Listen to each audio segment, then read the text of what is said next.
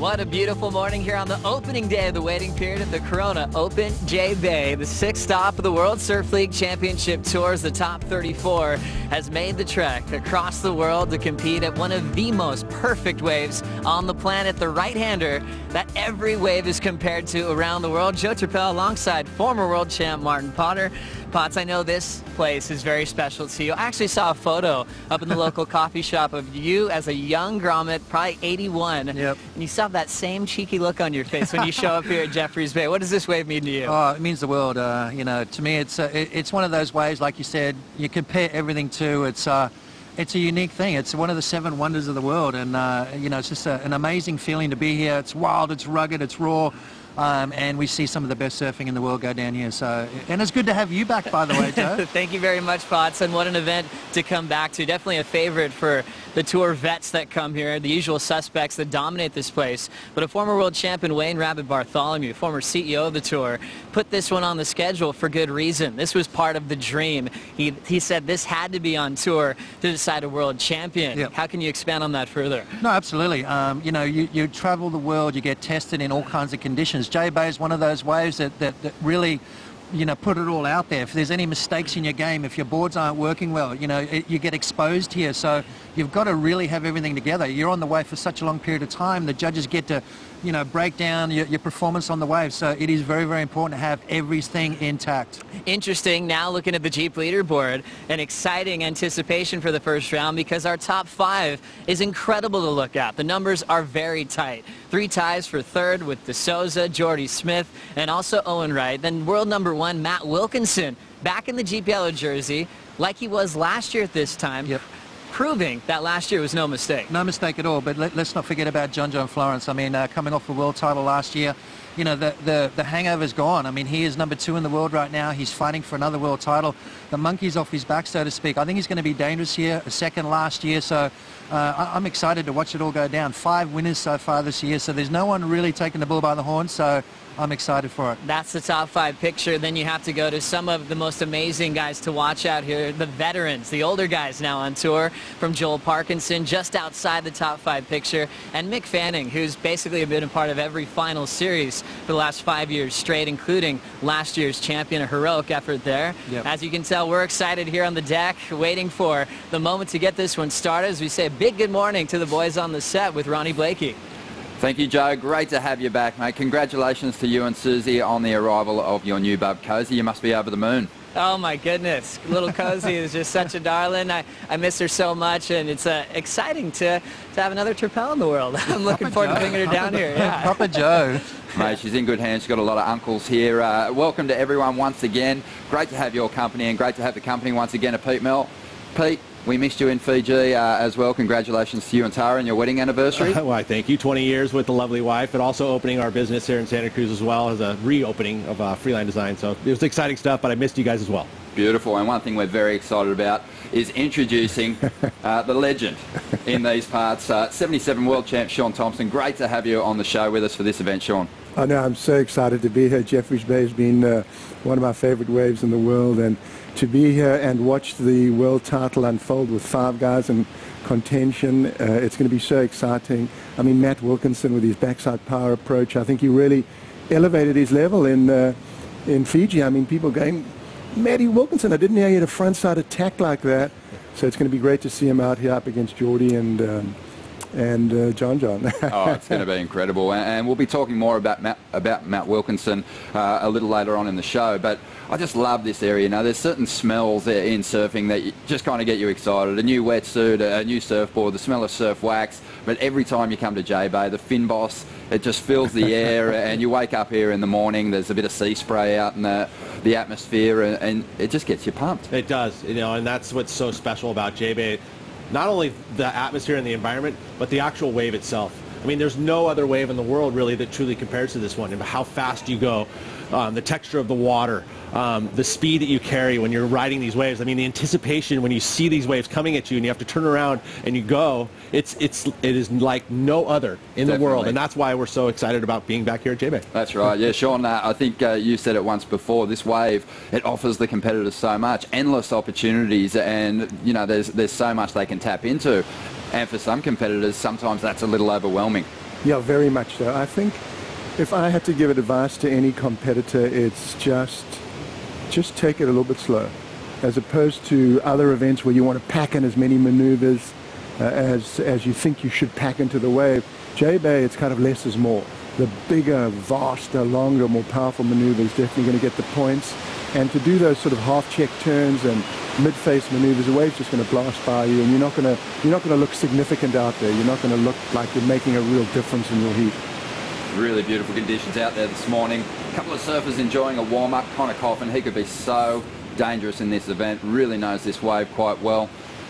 Beautiful morning out there this morning. A couple of fun ones, Pete. Absolutely. You know, there was threat of some wind in this morning, but right now it's glassy. You've got a swell kind of on the increase. I mean, there's been a lot of practice days. I mean, shoot, it's been amazing down here at the bottom of the coast this season, right? I mean, it's been swell after swell after swell, good conditions.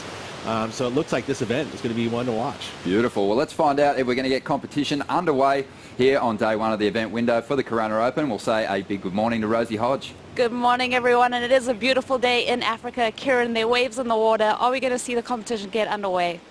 Yeah, good morning, Rosie. Beautiful morning this morning, and like we could see in the background just then, and on the show, there's some fun little waves out there, sort of in the chest to head high range. The swell's kind of a short period swell today, so lacking a little bit of energy. Wind's forecast to go onshore, so we won't run any heats today. We've got a great looking forecast, and we're going to make the most of that. And talking about that forecast, what do we have to look forward to? I think as today kind of goes on, we'll see this swell build up a little, but it's also a very short period, so waves are really close together. Like I was saying, kind of a little lacking in some power. Tomorrow starts to improve a little bit, and into Friday building up again. So Friday's a day we'll definitely take a close look at. Over the weekend, kind of into Sunday and Monday, there's going to be a bigger swell again, and hopefully that's going to be pretty incredible for Super Tubes out here. We love hearing that. We've got lots to look forward to. No contest today, but stay close, because after the break, we'll be looking at our Jeep Breakings leader, Maddie Wilkinson.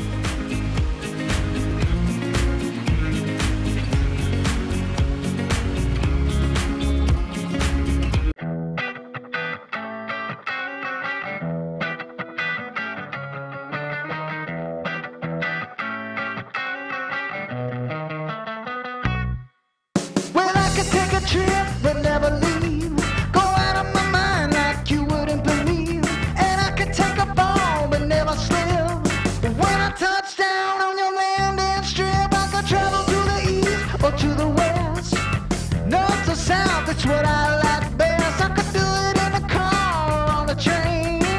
Weather is better, so let's do it in the rain, because I'm traveling from place to place. You know I'm traveling through time and space. You know I'm traveling all around the world. And if you want to be my favorite traveling girl, you can help me get around. It's a big bad world. Yeah.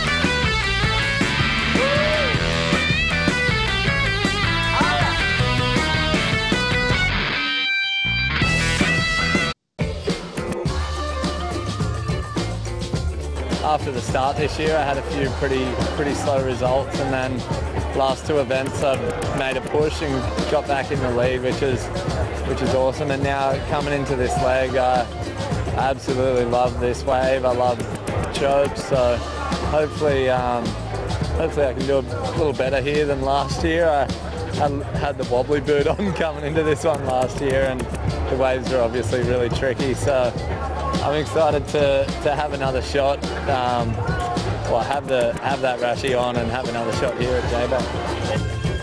Maddie Wilkinson there, and this is going to be such a fun conversation because, Matt, despite the fact that he had 2 event wins during the Australian leg last year. The questions were being asked, can Matt Wilkinson go on to win a world title? And I have to be honest, after those first 2 event wins even, I had doubts, and I actually said that he won't win the world title. But this year I can't make that claim. I think Matt's just in a great place. He seems very confident. He's surfing incredibly well, and I think he'll learn a lot, Shaun, from what happened last season. Very much so. You know, I think that performance that he laid down in Fiji, that frontside searing calves, it was like he'd taken his surfing to the next level. He wasn't just trying to maintain where he was last year at the beginning of the year when he had that brilliant start, but it's like he's taken his surfing to the next level. He knows that, man, this is where he belongs. Some of those searing turns, it was like we were seeing a sort of a revitalized. I think a lot of credit has to be done and given to his team around him as well. I mean, so it's been helpful to give him that confidence that he carries. But I mean, his equipment's been on point, even, you know, going from different board to boards. Again, you know, Glenn Hall has kind of figured out how to really, truly keep him comfortable, and it definitely shows. I think also we've got some veterans on the championship tour. They have really just gone to their full potential. Basically, they're peaking at the moment. Guys like Fanning, Parkinson, Slater. But underneath them, there's a lot of guys who still have room to grow and improve. And Matt's Reed on the ocean in Fiji in past years had never looked that solid. He just feels like he's really clicking and maturing at the perfect time. Yeah, it was like last year. It's like those 2 event wins was like, whoa, I'm here. You know, do I really belong? But now you can see that performance in Fiji was just incredibly strong and powerful, and showed that, you know, he has that mental resilience. I mean, that was a tough final for him. I mean, he got dragged across that inside twice, paddled straight back out and got that one amazing wave. So, I mean, he showed that he has I think the mental mettle of a champion. Amazing. I think in some ways he's in a better position now than he was this time last year, despite the fact there was a massive points difference between first and second on the Jeep leaderboard when we came to this stop last year. 8,500 points between Matt Wilkinson and second place on the ratings last year. Coming into this event, just 250 points between Matt and John Florence, but he just looks so much more confident, Pete. Well, and you also have to talk about the other 3 behind him that are really tight there. You got 5 surfers, all with you know, almost event wins. 4 of them have actually got 5 different surfers, all event wins. And so there's the spotlight's on kind of a broader kind of audience, right? It's not just him, and I think that'll help Matt to kind of settle in. Again, his team is awesome. I think again, he's going to have some great equipment under his feet. You know, this is a place that he has some fond memories. You know, and you got guys like John, who was a finalist last year. You got Mick, who's a past winner. You've got like all these guys that are it's going to spread out all of the focus. What do you think, Shaun? Do you think Matt can go on with it this season? You know, jbay is so tough for backsiders. I mean, you know, he's got a great backside attack. Owen's got a good backside attack, but since Aki in 1984, no goofy foot has ever won here. So, I mean, the odds are against him here, but then you have Tahiti coming up. So, and also I think you have a general trend with the judging now, is they're judging power, they're judging calves a lot higher than they were. So his style really fits into that. I mean, he's not really an air guy. So also Pipeline, you know, we've never thought of him being a contender at Pipeline, but what he showed in Fiji, that man maybe can be a contender at Pipe. So he's going to be right there. I think he will be right there. Definitely. I don't think Matt Wilkinson would have been one of the first names that people threw out for the victory in Fiji. I'm kind of guessing there was only a handful of people, probably his immediate family, that picked him for the victory in that contest. But he proved them wrong there, and we'll see if he can get the job done here in jbay. But after the break, we're going to be talking about one of the favourites in this contest, Jordy Smith.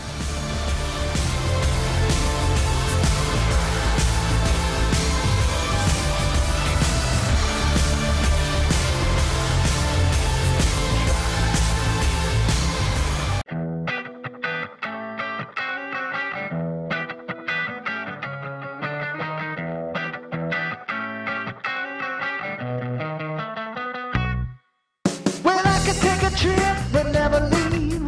Go out of my mind like you would in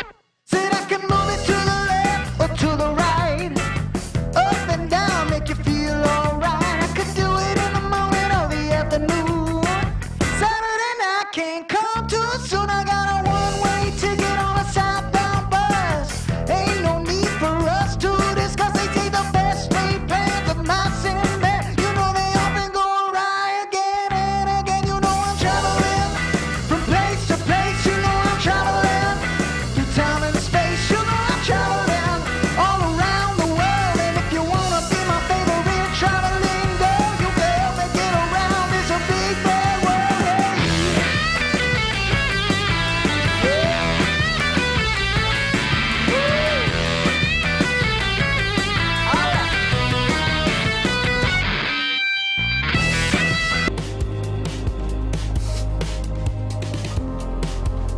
Yeah, look, the year so far for me has been great. Such a tight world title race coming up right now, and to be honest, in my position I'm in, I'm just extremely thankful and excited. I don't think I've been this excited since pretty much qualified for the tour. And so, for me, I think my year starts right now, man. You know, I think I've got to start putting my head down hard and giving it everything.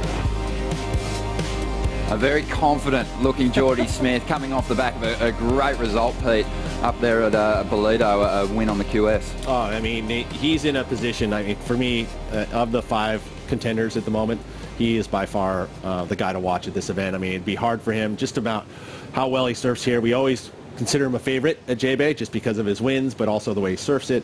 But just the momentum he's carrying right now, his position in the ratings, just the way he looked on camera right there, he's extremely confident. Sean, we think about Kelly Slater, his title prospects in years gone by, and especially the last couple of years, you've always thought Kelly's got to do well at those events that really have worked for him over the years. Obviously Fiji being one of them, Tahiti, Pipe. For Jordy Smith, jbay, it just seems like to get a world title, he's got to get a victory here in South Africa. Yeah, I think this is an absolute key for him. Out of every single spot around the world, this is the spot that Jordy has the best chance.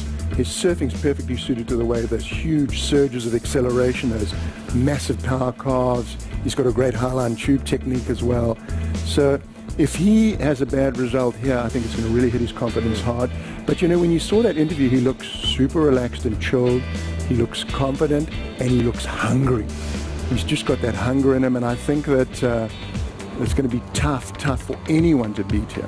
Let's look back at his victories in this contest. He went back-to-back, amazing performances. Whether it's the taller walls with the bigger swells or on these smaller days, Jordy's able to really switch things up. On the smaller days, Pete, he can combine just multiple manoeuvres and really show his variety. On those bigger days, no one lays the bigger tracks. And that's why he's a favorite here. I mean, and even in onshore conditions, he's got the airs, he's got the full package for jbay. Plus, he's got how much experience? I mean, he's been here since he was in diapers, right? So he knows this wave, he knows which wave to choose, because this is in this lineup. I mean, my experience here is that it is a tough read to look out the lineup. It always feels like there's a set coming. It's when you got the offshores blowing, and so to choose a wave or sit in the right spot is so difficult. But for Jordy, I don't think it's that case. I mean, I think he knows which waves he wants to get. I think an interesting point to make too, just in regard to the leaderboard, is at the top, Matt Wilkinson, John Florence now both have had what you'd consider 2 trailway results. So really no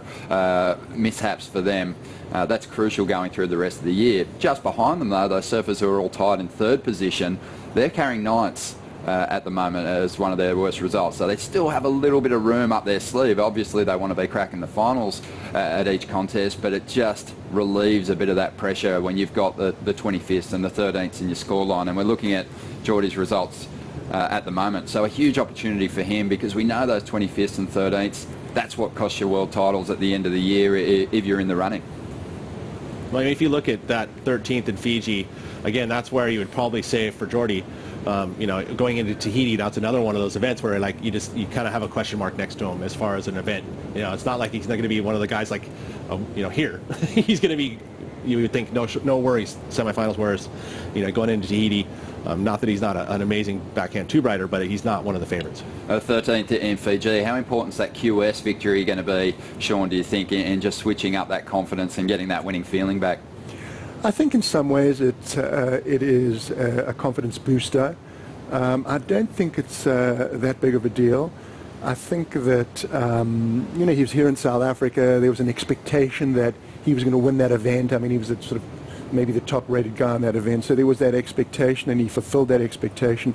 So Jordy's always been the surfer that's had these sort of great expectations weighing down on his shoulder. And I think this year he just seems so sort of relaxed when I've spoken to him and seen him around. We saw the interview, and that's how a surfer needs to be: relaxed, but also hungry. So, I mean, I'm expecting great things out of him here, as are so many other people.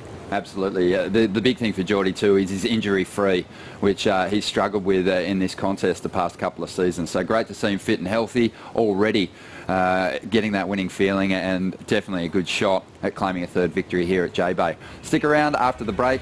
Pete is going to have a look at the Surfline forecast for us.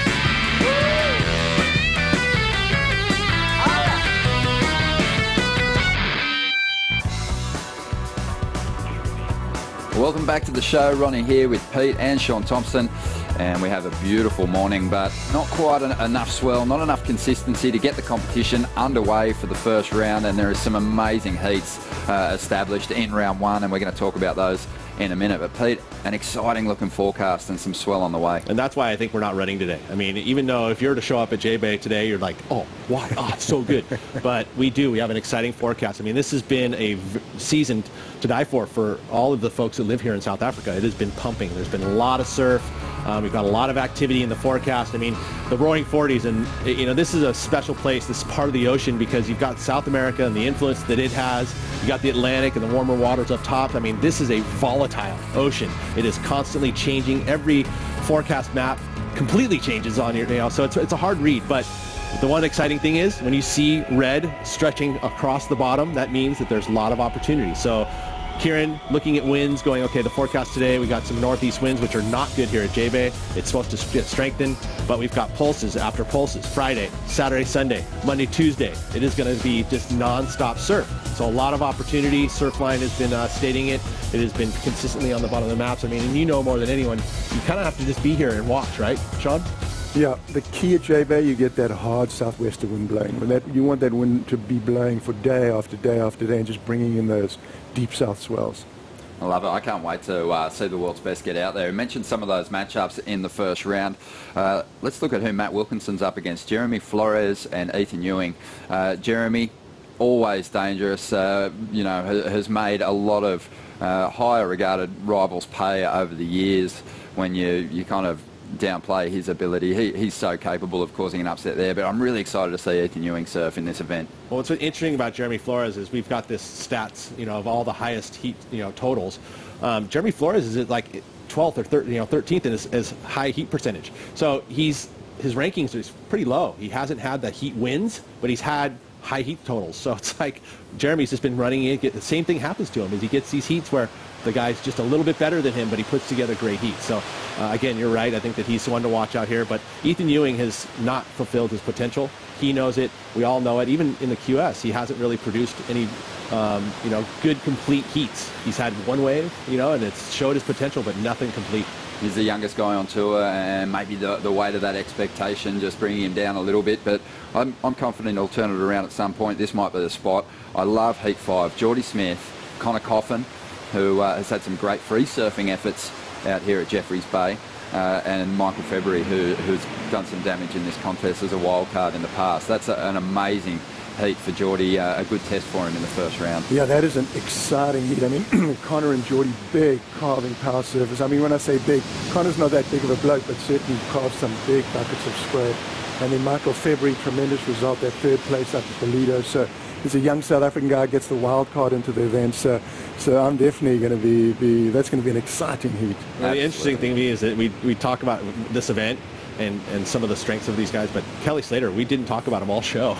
So we're wondering, like usually jbay, you think about Kelly and what he's going to be able to do here. So it'll be interesting to see where he'll come and his excitement level that he'll be carrying into this event. Well, Kelly's in Heat 8 against Kanoa Igarashi and Julian Wilson.